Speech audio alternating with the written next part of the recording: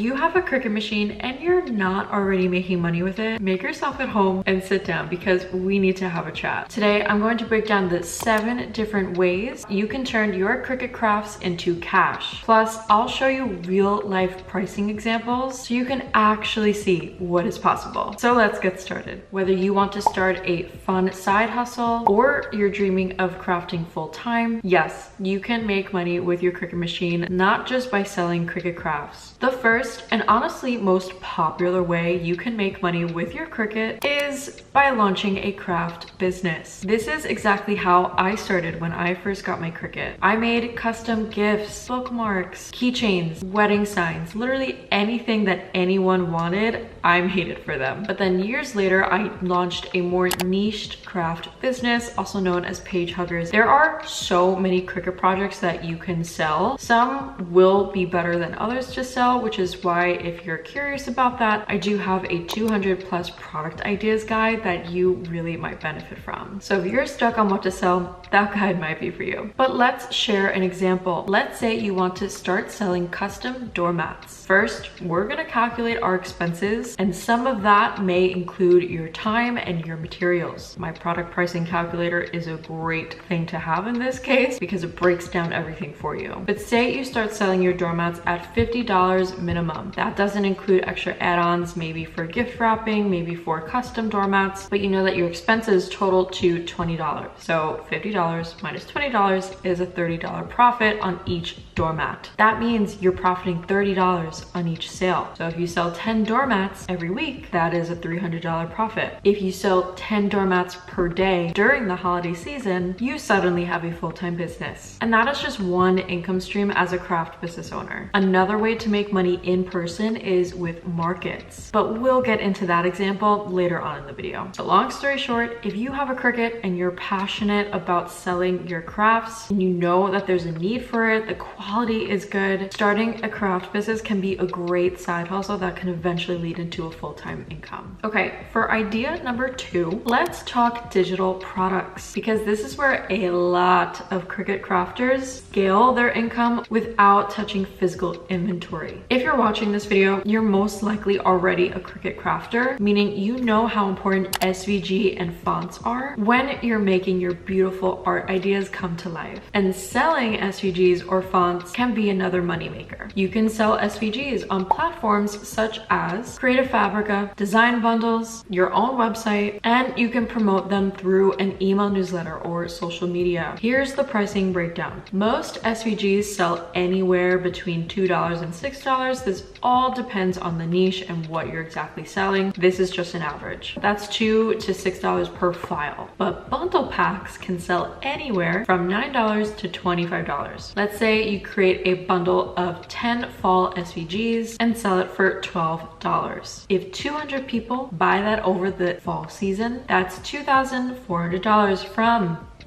one product that you've only made once and you don't have to ship. That's on the average, right? So holidays can go absolutely crazy. Chances are if you're selling fall things, people might want to come back to your shop to look for other holiday SVGs and fonts, like for Christmas, Valentine's Day, etc. So you're not just making money off of that one season. Same thing applies for fonts if you are a calligrapher. There's no supplies besides maybe your graphic design software or your iPad, and it's passive income. So again, once you make that SVG, maybe you might have to tweak it. 9 times out of 10, you're only making it once. So if you are a graphic designer and you want to create a more passive income option, selling digital files may be for you. The third way you can make money with your Cricut is my personal favorite, creating a YouTube channel and teaching others how to craft, aka become a crafty content creator. Even a small channel can earn income through ad revenue, affiliate links, including products from Cricut, Amazon, Target, brand deals and sponsorships, and your own products, SVGs, or courses. Here is the income breakdown. A small channel might make on average $200 to $800 plus per month in ads, $300 to $3,000 per month in affiliate marketing, $10 to $2,000 in social media bonuses, such as the TikTok Creator Program, the Meta Bonus Program, $1,000 to $8,000 $1,000 per brand partnership and $500 and more from your own digital shop. And if you're a craft business owner, you can also start a YouTube channel, right? It's not limited to just teaching. You can also document what you do through your craft business. People are so interested in other people's lives, which is what I've noticed when I started sharing my craft business journey here on YouTube with my market vlogs. So income idea number one has so many layers within it, and there's plenty of room for creators who are passionate about teaching as well, or sharing their knowledge within the craft business industry. So pick up that camera and think about starting your own YouTube channel with your Cricut. If you're a craft business owner and you want to make more sales in person, craft markets and pop-up events may be the best income stream for you. Here's why they work. You make your profit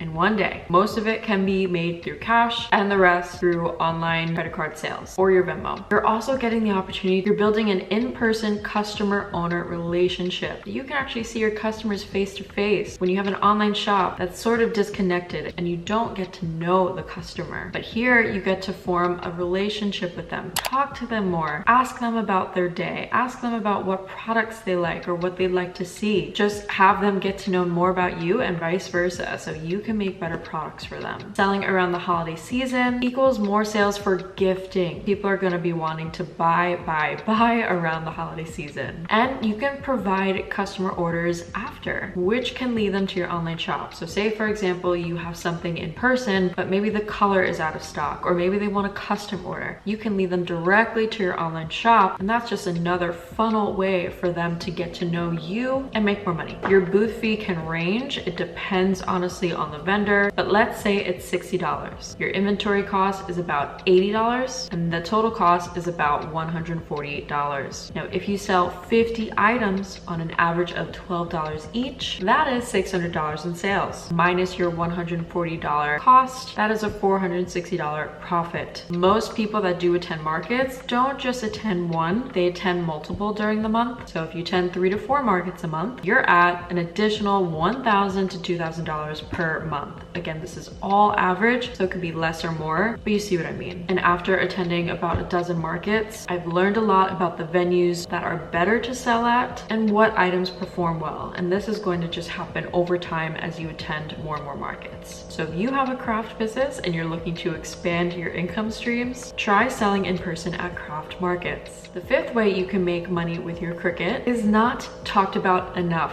And honestly, I think it's one of the easiest ways to make a more steady income, and it's to work with local businesses. Your Cricut machine and handmade art make you the perfect partner for real estate agents, closing gifts, coffee shops, making merch, stickers, menus, bookstores, if you sell bookmarks, book covers, boutiques, making custom apparel, gyms, making the company's merch, restaurants, making signage for the front door, or even salons, making keychains, gift sets. Say for example, you step into a local cafe and they want 50 branded stickers per month. The cost to make those stickers, 20 cents each, but you charge $1.50 each. The profit is $65 a month for just one client. Now, stickers are probably the lower tiered item, but just imagine what that can do for you if you start selling a different product. Imagine 10 different clients that you're making stickers for. That's $650 a month just from selling stickers. And like I said, if you add shirts, decals, signs, now you're creating reoccurring income. So instead of creating products for customers, think bigger with corporate or local businesses. You will never know